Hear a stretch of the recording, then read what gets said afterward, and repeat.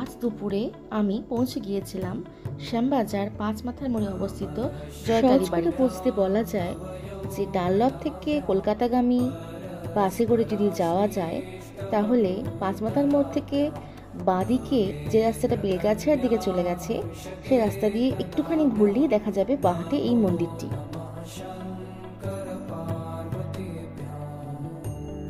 এই মন্দিরের যেমন সুন্দর কারুকাজ তেমনি সুন্দর মা অর্থাৎ বিগ্রহ।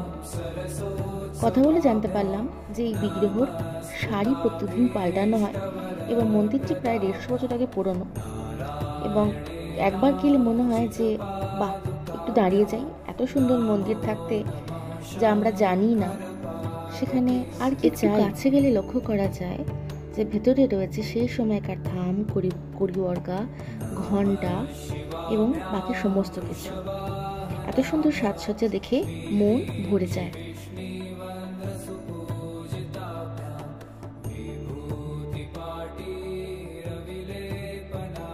আর ওখানে লক্ষ্য করলে দেখতে পাওয়া যাবে যে বর্তমানে তৈরি হওয়া যে একটি যান্ত্রিক বৈদ্যুতিক যন্ত্র যেখানে কাঁসর, ঘণ্টা, ঢাক সব আছে, যা লোকবলের অভাবে তৈরি হয়েছে, সেটিও যেমন রয়েছে তেমনি রয়েছে সেই সময়কার সেই প্রাচীন ঘণ্টা, যা জানান দিচ্ছে বহু ইতিহাস সেই সময় বর্তমান ছিল।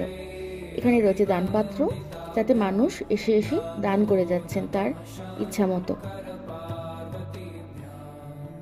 আমি ভেবেছিলাম মন্দিরটি বাইরে থেকে দর্শন করেই চলে যাব, কিন্তু পুরোহিত মশাই বললেন মা ভিতরে এসো। তাই ওনার ডাক উপেক্ষা করার সাহস বা শক্তি কোনোটাই আমার ছিল না, তাই ভেতরে আসতেই হলো। আমি ভেতরে যাওয়ার আগে আমার জুতো খুলে ভেতরে প্রবেশ করলাম। ভেতরে গিয়ে বেশ কিছুক্ষণ ছিলাম, আসতে ইচ্ছে করছিল না। শান্ত মনোরম পরিবেশ। দেখলাম ভেতরে রান্নাঘর আছে, সেখানে মায়ের ভোগের আয়োজন করা হয়। পুরোহিত মশাই আমার নাম গোত্র নিয়ে পুজো করিয়ে দিলেন, বললেন একটি ফুল দিলাম, সবসময় ব্যাগে রাখবে।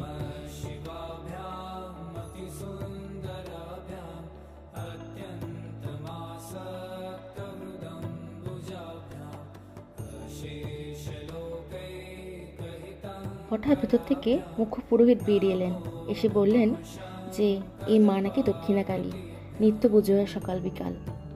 ভেতরে প্রতিষ্ঠিত শিবলিঙ্গ দেখা গেল। পুরোহিতমশাই আমায় পুজো করিয়ে দেওয়ার পর আমি দক্ষিণও দিলাম এবং খানিকক্ষণ পরে ইচ্ছা না থাকলেও বিদায় নিয়ে চলে এলাম। ফিরতে যে হবেই। আজকের জন্য বিদায়, দেখা হবে পরের কোনো ভিডিওতে।